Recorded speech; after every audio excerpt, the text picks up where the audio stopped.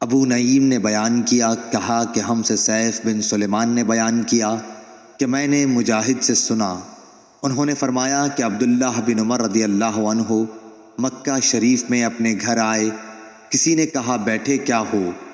حضرت صلی اللہ علیہ وسلم یہ آ گئے، بلکہ کعبے کے اندر بھی تشریف لے جا چکے ہیں۔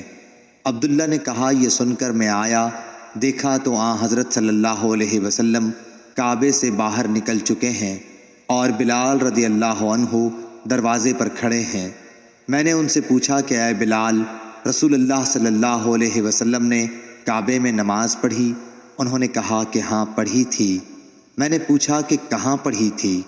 انہوں نے بتایا کہ یہاں ان دو ستونوں کے درمیان۔ پھر آپ باہر تشریف لائے اور 2 رکعتیں کعبے کے دروازے کے سامنے پڑھیں۔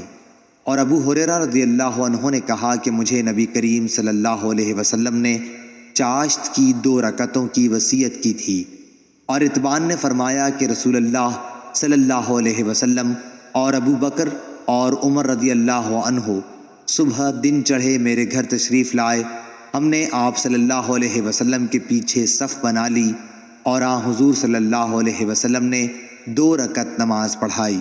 صحیح بخاری حدیث نمبر 1167۔